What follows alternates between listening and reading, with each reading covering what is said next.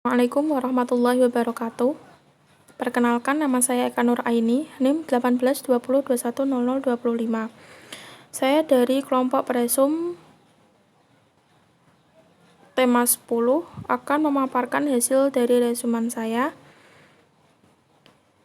Dari pemaparan kelompok 10 mengenai obligasi syariah, dapat saya simpulkan bahwa obligasi syariah adalah surat berharga yang mempunyai ketentuan hukum dan memiliki jangka waktu yang panjang yang berdasarkan prinsip bagi hasil atau margin fee.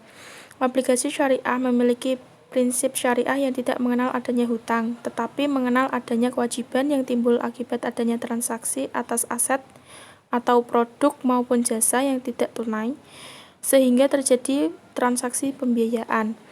Obligasi syariah dapat diterbitkan dengan menggunakan prinsip mudharabah, musyarakah, ijarah, dan salam.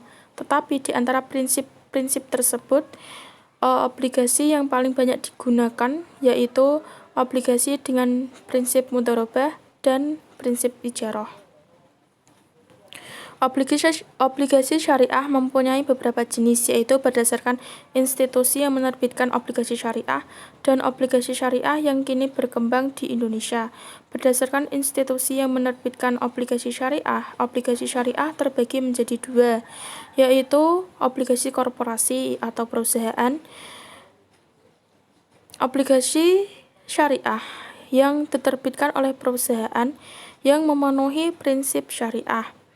Yang kedua, surat berharga syariah negara yang disebut dengan SBSN, yaitu surat berharga suatu negara yang diterbitkan berdasarkan prinsip syariah sebagai bukti atau penyertaan SBSN, bisa dalam bentuk mata uang rupiah maupun valuta asing. Jenis obligasi syariah yang kini berkembang di Indonesia yaitu yang pertama, obligasi mudharabah, yaitu investor hanya perlu untuk menyediakan modal dana penuh untuk pihak emiten mengelola dana tersebut dengan jujur dan mandiri. Jenis yang kedua yaitu obligasi ijarah.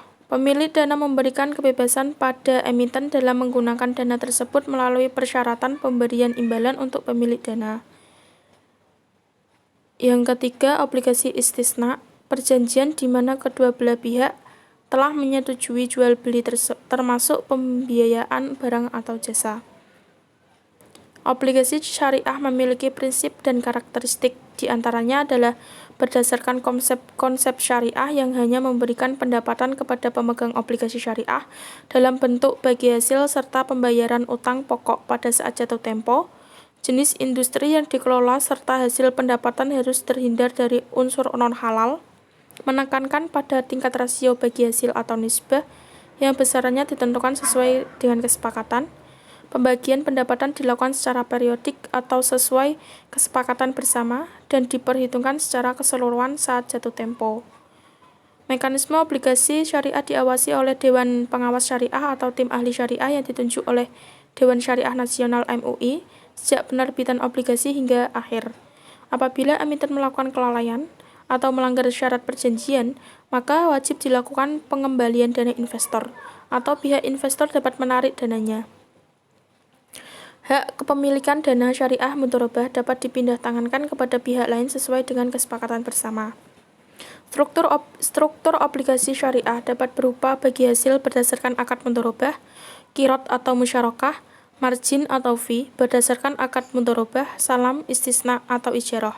Ada dua macam perhitungan bagi hasil dalam obligasi syariah, di antaranya obligasi syariah mudharabah dan obligasi syariah ijarah.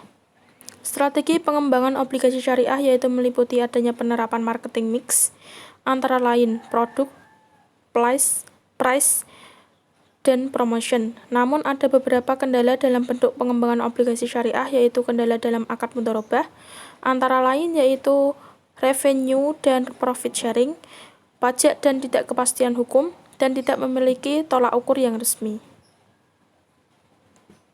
Demikian resuman dari saya. Bila ada kata-kata yang salah atau tidak berkenan, saya mohon maaf yang sebesar-besarnya. Semoga bermanfaat. Terima kasih. Wallahul muwaffiq ila aqwamit thoriq. Wassalamualaikum warahmatullahi wabarakatuh.